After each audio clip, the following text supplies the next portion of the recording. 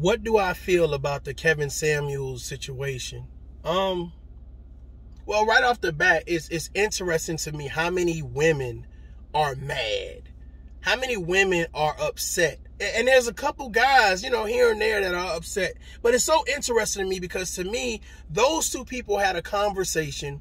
And it was between adults. You know what I'm saying? And it's interesting to me is that I don't see the energy that I see to say, let's break down Kevin Samuels. Let's destroy him. Let's shut him up. You know what I'm saying? He's not worthy. I don't see none of that energy when it goes to all of this ratchet television. Atlanta Housewives, Love and Hip Hop. Like when black women are on these television shows fighting and promoting this narrative of being a bad bitch and all of this other stuff. Like I don't see any energy to stop that. I don't see any emotion. I don't see any rhetoric. I don't see any memes. I don't see any petitions. But when a black woman is bested, when she's bested, because to me, at the end of the day, that's what happened. It's very rare that you get a narrative that being a bad bitch matters. Like I can really go and I can promote this saying, or I can promote these actions. I can get behind Black Girls Rock. I can get behind Black Girls Rule the World. I can get behind Black Girls Popping. I can get behind Melody. I can get behind all of these things that make me and empower me, that give me the affirmation of I'm that motherfucker. But when you have to have a conversation, you have to have a tough conversation with someone. It's amazing how a lot of this shit don't stand up. It does not stand the test of time. That situation with Kevin Samuels, to me, outlined some really key details. Instead of worrying about how big your butt is, instead of worrying about how much weave you wear, how much makeup you wear, the eyelashes, the makeup, instead of worrying about all of that shit, really get your self-esteem up. Get your self-esteem up. That's what it boils down to. And it's so many people in an uproar because they see themselves sitting in that same seat, getting asked those same questions. See, it's interesting when you have rhetoric that you promote privately, that you promote in your small city or your small town with your insignificant friends. It's different when you can talk your shit and nobody challenges it. Nobody asks you those questions to make you say, well, I got to give you a direct answer. I can't finger snap. I can't roll my eyes. I can't get loud. I can't be boisterous. I have to actually have this conversation. So now you get a man and a woman on a platform. And you have to have the conversation. And the conversation is, hey, listen, Kevin, I've been missing your shows. I finally caught you live. I want to call in. The man clearly states that, listen, this is not this show is about if you have a disagreement with something.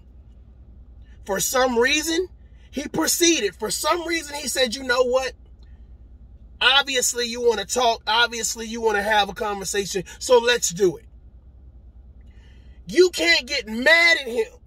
Mad because the conversation didn't go the way you wanted it to go. You can't get mad because this man said what he felt based on his experience, based on his education, based on his entrepreneurship. People are mad because when people decide to say, you know what I'm not going to do is I'm not going to play this game with you. This game of whatever you say as a woman is okay. Because somebody doesn't allow you to deflect and say before you say what it is that you want, because you can want anything. And that's what I kind of sort of don't agree with them. You can want anybody you want. You want a 6-figure, 7-figure person, that's on you, cool. But look at yourself and ask yourself, first of all, not only what do you bring to the table, but are you built for that table? Are you mentally able to handle that table? My thing about it is if you're talking to a man, you're saying, I want a 6-figure earner. Okay, you're talking to a 6-figure earner. And that 6-figure earner is saying, okay, well, hey, how do you rate yourself? On a scale of 1 to 10, how do you rate yourself? and you reply back and say, I'm a 5. Ladies and gentlemen, I don't know about you, but I don't know anybody, regardless if they consider themselves to be average. I don't know anybody. If you say, let's say you're getting ready to go on a blind date, and for some reason you're on the phone with that person or whatever case may be, and you say, you know what, rate yourself on a scale of 1 to 10, just joking around, and they say 5. Well, 5 is half. 5 is average. And if you consider yourself to be average, why would someone else calling you average, agreeing with you saying that you're average, why would you say, well, oh no, hell no? Can you imagine going to McDonald's, right? You know what type of burgers McDonald's sell. But you know what? I want chicken. So you go to McDonald's and you say, yeah, I know that you sell burgers, but I want chicken. And the manager comes out and says, can you read the sign? Can you read the sign? At first they like, okay, hey, listen, hey, ma'am, listen, you know, we don't sell chicken here. They doing all of the polite shit, right? But you ain't getting it. It ain't clicking. So then he says, damn, ma'am, don't you understand we don't sell chicken here? Like, what do I need? Do I need to break this shit down for you? Please don't make me break this shit down. But you keep pushing the buttons. You keep pushing the button until he say, ma'am, get your shit and get the hell up out of here. You knew we didn't have fucking chicken when you walked up in here. That woman wanted what she wanted. I don't know if it was just 5 minutes of fame, but the fact of the matter is, you don't neither. All of this outrage, oh, we're going to stop him. He's an abuser. He's gay. He's toxic. He's a narcissist. Why couldn't he just be a man that's blunt? Why couldn't he just be an entrepreneur that says, I don't really have time for the fuck shit? You called him knowing what type of personality he was. But you still jumped and called him anyway. Got dolled up and called him anyway. And because he didn't say what you wanted to say. Let me tell you something. The weakest thing that you can do as a person is when someone is talking to you to cower out. To cower out. I'm not going to pick up my phone, put my phone in my face as if I'm 5 years old. No, have the conversation. If that man is asking you, what do you think about yourself? If you can't promote yourself, then what we talking about? What we talking about? What's the argument and the outrage for? The issue that we have, especially right here in America, is that when someone says something that we don't like, instead of that person handling the issue, we have to tag team. Ladies, that you guys do that shit a lot, especially to men. You tag team. Girl, oh, no, hell no. And my thing about it is she's a grown woman. She's a business owner. She's smart enough to run a business, but not to defend herself. Oh, he didn't have to say it like that. He was just so hard on her. He was telling her the truth. And instead of reaching out to that woman to empower that woman and say, girl, why you call yourself a 5? Why did you say that even with makeup, you're only a 6? Why do you have such a low standard for yourself? And because that man doesn't have a low standard for himself, it's something wrong with him. How dare you not play this role that all women are queens and we need to women do no wrong? How dare you not pull a Derek Jackson? How dare you not do that?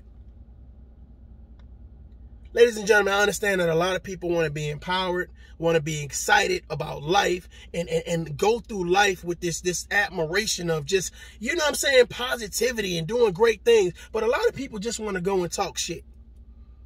You know what I'm saying? They want to jump on people's platforms. They want to go in people's businesses and do it. And we saw that. We saw that with True Kitchen in Dallas. We saw a woman acting a fool, right? Jumping up on furniture and twerking. And we found that, you know what I'm saying? Okay, well, I can do this just because. No, you can't. There's a time and a place for everything. That woman that called Kevin Samuels did not have a great support system. You know what I'm saying? You're calling and asking for advice because he's a relationship expert. Cool. Great. He's a relationship expert, and that's great. Here's the issue. What he's not is someone to pacify you. What he's not is your man. What he's not is your father or your brother. What he's not is your friend. He's a business owner that is doing the things that have brought him money over time. People sit back and they take advice from him. The fact of the matter is, he did you a solid by telling you what he told you. Because now you're forced to look at yourself. Now you're forced to look at yourself. And what's so funny about it, all the people that's around you never forced you to look at yourself. You didn't say, well, I've been asking my friends, I've been asking my family these same questions, and here's what they said. You cowered into your phone because a man was straightforward with you. Listen, ladies and gentlemen, how many times women say, oh, I just want men to be straight up with me. I want you, so you don't waste my time. I don't waste your time. I ain't got time to play. Tell me what you want. Tell me up front. This man told her up front what it was. Hey, I'm a six-figure earner. I would not be interested in you. I'm having a conversation with you and you pick up your phone and hold your head down. Is that grown-up actions? And what makes it even more sad is when you have women. And not all women. Let me tell you something, man, about confident people. Confident people carry themselves way differently. They act accordingly. They can have a conversation, even though it's uncomfortable. What they're not going to do is start doing a whole bunch of gimmicks. They're not going to start playing with their hands. They're not going to look down. They're not going to look away. They're not going to get loud and crazy and start snapping their fingers. They're not going to do that. They're going to have a conversation. That woman inside that video having that conversation could have did a whole lot to combat that conversation. This is who I am. This is why I say I'm a 5, or et cetera, et cetera, et cetera. If you're waiting for this man to big up you, to high five you, oh no, to Derek Jackson you, girl, why are you so low? You an 8. You a 9. Why does the man have to empower you? Why does he have to empower you? You're a woman. And by right, you are something special, something magnificent. But the fact of the matter is, it's like, why do you have to steadily be reminded? Why don't you wake up with that energy? Why don't you have a support system that encourages that motivation? Where's your mom? Where's your dad? Where's your siblings? Where's your close friends? You got to have your own energy to push you and say, you know what, man? This is about self-worth. This is not about somebody telling me I'm worthy of a six-figure earner. But if you can't even hold yourself down, you can't even promote yourself and have a conversation, then why is it that so many women are in an uproar? I believe that so many women are in an uproar because I believe those women saw themselves sitting there and not having an answer. And what they did was resort back to what they know and say, okay, well, we can't go straight at him conversational-wise. So what we'll do, we'll talk about him. We'll derail his narrative. We'll derail his platform. We'll derail him as a man. Start calling him abusive. Start calling him toxic and a narcissist. Start saying the man is gay. Start saying, oh, you just make 6 figures. What's that? Do you make 6 figures? Just saying, do you make 6 figures? And then I noticed that a lot of the women, you know, who promote being a feminist, these women have, some of them have platforms, and those platforms promote dogging men out.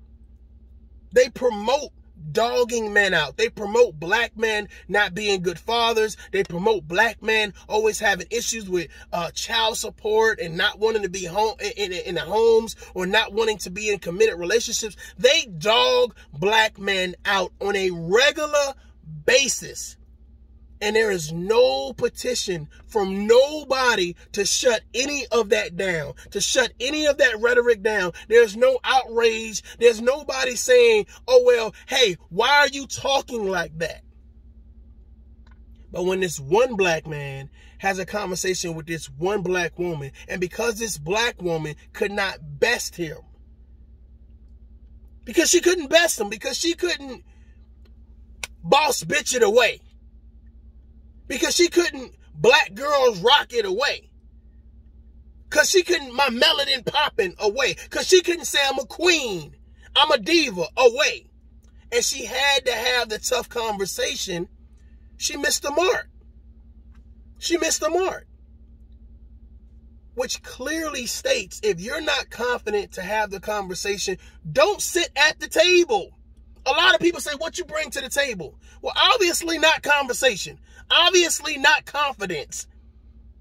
Now, nobody's saying that this woman is ugly. Nobody's saying that this woman is retarded. No one's saying nothing like that. So before we change the narrative to try to act like, oh, he said, no. She lacked confidence. She lacked the ability to have a conversation, because that's what that was about. You want advice? He's giving you advice. Just because it's not the advice you want to hear. That's the problem with people. It's like when you start giving that tough love and you start being blunt, if more people are blunt with you, I can guarantee it will change your life. If I'm having a conversation and say, man, why didn't you fucking brush your teeth? I'm not joking. I'm not fucking smiling. Why didn't you brush your teeth? What's up with your hygiene? Huh? What's up with your nails, bro? Why the fuck you ain't get that fixed? See, the thing about it is, it's so funny when people want you to be direct with them. If you meet a woman in a club or you're out or whatever case being, you say, oh, I want you to be direct with me. But not when you're trying to tell me how to get something that I say I want. If somebody's telling you how to open up a business, oh, be nice to me when you're telling me how to open up this business. No, you need to get your ass down there, get this paperwork signed. Then you need to take it over here and get your... Hey, I mean, the issue is that you want people to tell you the truth, but you want to manipulate how they tell you the truth. If you come into somebody's house and you start jumping up and down on their furniture and start twerking, you want me to be nice at correcting you about you fucking with my shit, fucking with my time, fucking with my space, fucking with my energy. I need to be nice about what I say to you. Oh, man, I know you wanted to jump on my shit, but you know, can you please not do that, please? Can you get your fucking ass out of here with that bullshit? Get the fuck off my shit. It's amazing to me when we want to cuddle people. Everybody's seeking validation and affirmation and all of this other shit. And we get behind all of these narratives. Hashtag this. Hashtag this. Oh, t-shirt this. Oh, girl. And at the end of the day, you can't have a conversation? Or when someone that doesn't fit the narrative of being a deadbeat dad or have bad credit or doesn't want to be in a relationship, when they don't fit the narrative, the best way to overtake them is to team up on them. No. Ladies, let me tell you something. The most empowering thing that a man could get in today's time is seeing another man stand on their own two. That's empowering. That's empowering. Someone that doesn't fit the narrative that is always preached and saying, oh, statistics show. Well, I don't fall into that category. Okay, cool. Now that you can't use all the stuff that's being thrown at men against him, now let's have the conversation. And when you can't use that narrative, what you do is you make up another narrative and then you run with it. Instead of just saying, that man told that woman some things that should help change her life. That should boost her confidence. Because now there should be a woman out there that says, let me reach out to my sister. Baby girl, what do you look like with that makeup off? With that wig, them eyelashes and contacts off? Let's see. Are you confident in your own skin? Ladies and gentlemen, you can't talk shit about nobody if you're steadily motherfucking hiding your face on a daily basis. You can't talk shit. Hey, there should be no man. I say again, I'm not saying alpha, I'm not saying beta, I'm not saying omega, or whatever the fuck other little knick-knack paddywhack shit y'all put into the mix. I'm saying no man should allow a woman that hides her face on a daily basis. That means I am scared and terrified to go out without makeup on, without eyelashes on, without contacts on, without hair on, should allow a person to tear him down. Now let's flip it. Let's flip it, because it's about talking about both.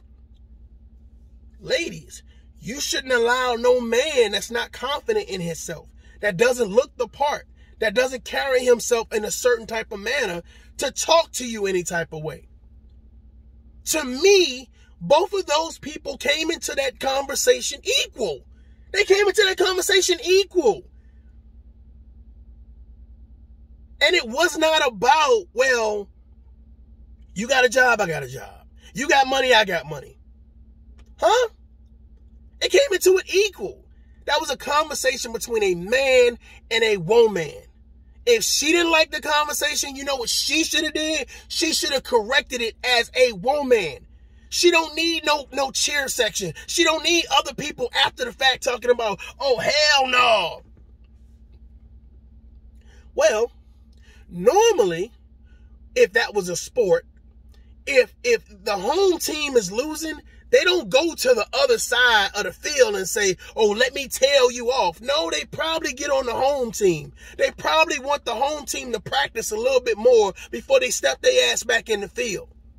And that's how I see it. I feel like your home team was weak. I feel like your home team wasn't confident. I feel like your home team resulted to things that says, you know what?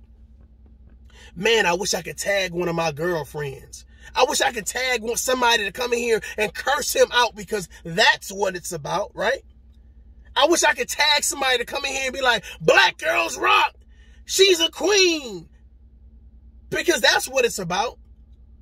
That's the problem between men and women. You can't have a tough conversation without somebody saying, oh my God, look at this, look at that. It's not on that man to adjust his tone. It's on that woman to say, I don't appreciate that tone. You don't know what she's accustomed to. You don't know what she's used to, and you don't know what type of conversation she needs to have in order to better herself. If you, as a woman, have any issues with what Kevin Samuel said, and you didn't reach out to that woman to empower her, and I'm not saying sister girl her, because anybody that's looking at this without any type of psychology degree, that has never took a class, could clearly see that this woman needs to have a little tough love in her life. Ladies and gentlemen, I am Mario J. This is Tough Love. And until next time, adult up. Peace.